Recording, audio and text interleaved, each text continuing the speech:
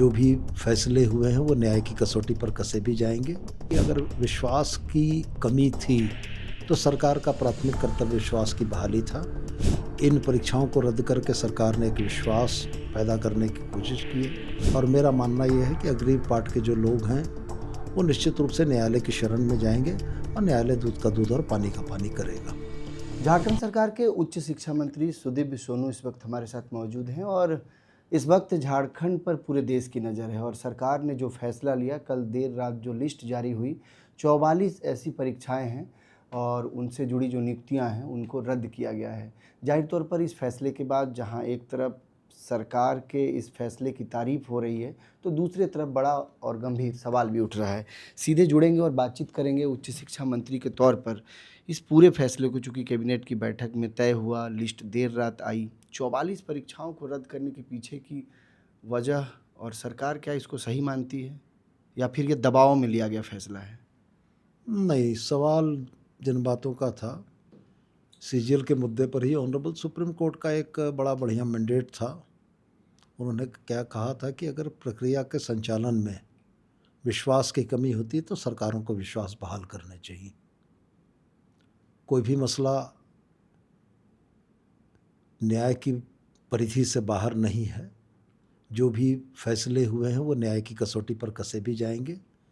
तो हमारा स्पष्ट यह मानना है कि अगर विश्वास की कमी थी तो सरकार का प्राथमिक कर्तव्य विश्वास की बहाली था। इन परीक्षाओं को रद्द करके सरकार ने एक विश्वास पैदा करने की कोशिश की है और मेरा मानना यह है कि अग्रिम पार्ट के जो लोग हैं वो निश्चित रूप से न्यायालय की शरण में जाएंगे और न्यायालय दूध का दूध और पानी का पानी करेगा। अच्छा, इस पूरे प्रकरण में टीडीपीएल की जो स्थिति रही, जिस तरीके से टीडीपीएल को लेकर के पहले भी कंप्लेन आए थे, सरकार के पास इनपुट था। अगर सरकार चाहती तो शायद पहले ही टीडीपीएल को ब्लैकलिस्ट कर सकती थी। नहीं, ऐसा नहीं है। क्योंकि अगर प्रक्रियाओं की बात आप करेंगे तो कोई भी परीक्षा संचालन करने वाली एजेंसी यह कतई रिवील नहीं करती है कि उसके यहाँ कौन सी एजेंसियाँ काम कर रही हैं। होता यह है कि देश, इतने बड़े देश में किसी भी राज्य में कोई एजेंसी अगर ब्लैकलिस्ट होती है तो कोई एजेंसी एक दूसरे को ये नहीं बताती है कि यूपी की भर्ती परीक्षाओं को करने वाली एजेंसी ने फलाने को कर दिया है, तो इसका कोई नेशनल रजिस्टर नहीं है।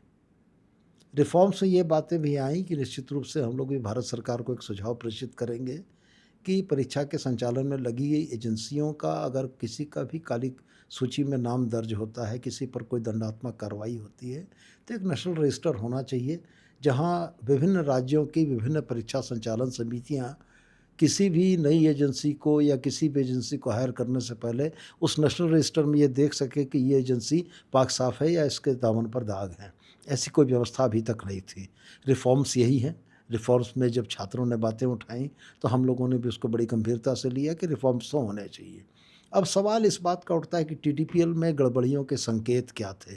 टीडीपीएल में गड़बड़ियों के कुछ पुख्ता संकेत 20 तारीख के आसपास सरकार को मिले थे, जिसके फलाफल में आपने देखा कि सीआईडी ने छापेमारी की है और यदि यह संकेत पूर्व में मिले होते तो छापेमारी पूर्व में होती, कार्रवाई पूर्व में होती। लेकिन जब सूचना मिली तब सरकार एक्टिव हुई और सरकार एक्टिव होने के बाद जब ये अनुसंधान शुरू हुआ तो अनुसंधान में संलिप्तताएं समझ में आई। तो विश्वास बहाली के लिए सरकार के लिए महत्वपूर्ण था कि टीडीपीएल जिस भी परीक्षा में किसी भी स्वरूप में शामिल है उन परीक्षाओं को जांच के दायरे में लाया जाना चाहिए और ये देखा जाना चाहिए कि परीक्षा की पारदर्शिता और शुचिता की प्रक्रिया का अगर किसी जगह विचलन है तो उसका समाधान तो आवश्यक है। सर, जेएसएससी सीजीएल के जो अभ्यर्थी, जो कर्मचारी थे, अभी तो फिलहाल वो भी धरने पर बैठे हैं, आंदोलन कर रहे हैं। उनका आरोप है कि सरकार ने केवल एक पक्ष का सुना, हमारा नहीं सुना और सीधे तौर पर उन्होंने नियुक्ति प्रक्रिया को ही रद्द कर दिया। तो आपको नहीं लगता है कि उनके साथ जाती हुई है? सरकार चाहती तो बीच का कोई रास्ता निकाल सकती थी, जबकि नियुक्ति ही उन्हें कोर्ट के ये गतिरोध 22-24 दिनों का जो चला वो 22-24 दिनों का गतिरोध सीजीएल के मुद्दे पर ही चला। सरकार इस बात के लिए बड़ी चिंतित थी कि जिन जिन मामले में परीक्षा फल का अंतिम प्रकाशन हो चुका है, जिस मामले में लोग नौकरियां कर रहे हैं, तो वैसी स्थिति में सरकार अगर कोई निर्णय लेती है तो ये निर्णय उनके हितों के विरुद्ध भी जा सकता है। लेकिन सवाल फिर विश्वास बहाली का है। मैं तो स्पष्ट कहता हूँ कि हर सरकार का उठाया गया कदम न्यायिक समीक्षा के दायरे में है। न्यायिक समीक्षा में जब चीज़ें जाएंगी तो स्पष्ट हो जाएगा कि कौन से निर्णय सही हुए हैं, कौन से निर्णय गलत हुए हैं, किन निर्णयों में और क्या सुधारात्मक गुंजाइश थी, वो तमाम चीज़ें ऑनरेबल कोर्ट तय करेगा। झारखंड के इतिहास में छात्रों का ये सबसे बड़ा आंदोलन रहा और आप लोगों ने लगभग, आप तो शुरू से कह रहे हैं कि 90% से ज़्यादा मांगों को मान लिया। मेन जो रस्साकसी वो सीजीएल के मुद्दे पर ही था। आखिरकार उस पर भी फैसला हो गया, लेकिन अभी भी कुछ छात्र सीबीआई जांच की मांग को लेकर अड़े हुए हैं।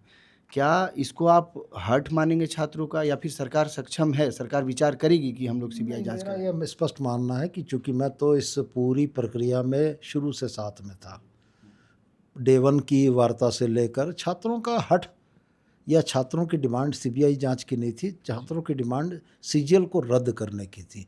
बाद में परोक्ष रूप से राजनीतिक दलों के इस आंदोलन में प्रवेश ने इन चीज़ों की उलझनों को और बढ़ाया, और आज भी जो धरातल पर उतर दिख रहा है आपको कि जो भी छात्र धरने पर बैठे हुए हैं और इस मांग के साथ लगातार आंदोलित हैं, तो इनके लिए मेरा यही कहना है कि ये छात्रों का धरना कम दिखता है, ये विपक्षी दलों का धरना ज़्यादा दिखता है।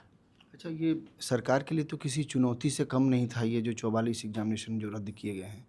अब क्या लगता है कि आने वाला जो 2 या 3 साल का वक्त होगा, जो सरकार का एक सपना है कि हम जो परीक्षाओं की लिस्ट प्रक्रियाएं जारी रहेंगी, उम्मीद बेहतर के लिए करनी है और हम चाहते हैं कि हमारे राज्य में चीज़ें बेहतर हों। अच्छा, अभी आप या सरकार की तरफ से उनसे मुलाकात होगी, जेएसएससी के जो अभ्यर्थी हैं वो लोग चूँकि लगातार मिलने की बात कर रहे हैं? अब सरकार की तरफ से जो निर्देश आएंगे उनके मुताबिक। बेहद शुक्रिया हमसे बातचीत करने के लिए। तो उच्च शिक्षा मंत्री सुदीप सोनू हमारे साथ मौजूद थे और तमाम मुद्दों पर बहुत बेबाकी से बातचीत की है, तमाम सवालों का जवाब दिया है। प्रभात खबर डिजिटल देख रहे थे आप, मैं हूं नवीन और कैमरे के पीछे मेरे सहयोगी कुणाल। नमस्कार। प्रभातखबर.com, विश्वास वही, रफ्तार नहीं।